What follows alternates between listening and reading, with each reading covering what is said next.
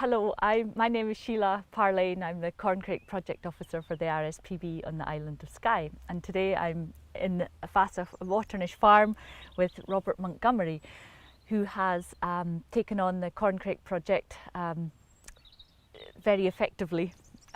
We are standing in one of his silage fields, and we just would like to show you how he has developed what was a grass silage field into corncrake early cover.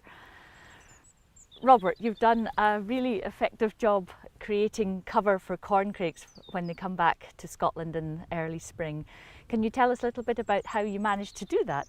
This plot we've done pretty much as sort of RSPB guidance, where we've been putting in silage, we've been putting in dung and laid out clumps of it, or large beds of it, over probably about a 50 or 60 metre line here, at about 10 or 12 inches deep.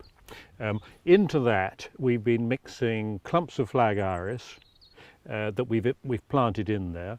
I've also tried transplanting nettles in there. They haven't been quite so successful, so I've added nettle seed, which on the year one I thought was a complete disaster, but by year 3 the seed had germinated, was then multiplying, and we've now got a wonderfully good picture of nettles here. I think the other thing that I've learnt is where you will see that there's clumps of nettle, then there's gaps of ground where there's practically nothing.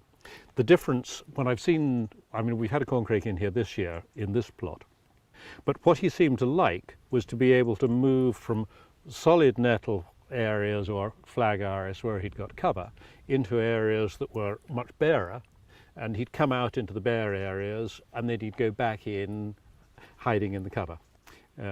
Because, as you know, one of the big problems is that they're very vulnerable to raptors, which is why they need this early cover.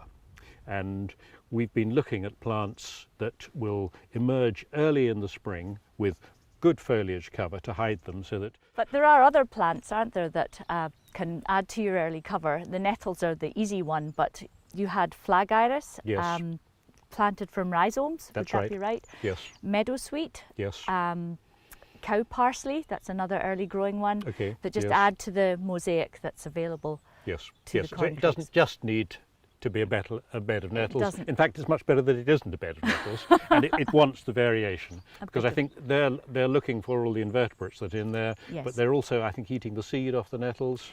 There'll be a variety of things that are contributing to that, yes. Yeah. But he also likes to go out into open spaces to feed, and this is here where you've got reasonable medium length grass close alongside, and bare land where we've cut the silage that you'll see over on our left. Out on our left, on the bare land, that gives really practically no cover for a nesting bird. So they need these sort of areas where they can raise their young. We feel it's been a success. I think for over the last 20 years the farm has probably only had corncrakes 1 or 2 years in between, whereas now we've put in these plots. We had one corncrake, as I say, this year, just on this plot. 2 years ago we had none, and they didn't visit.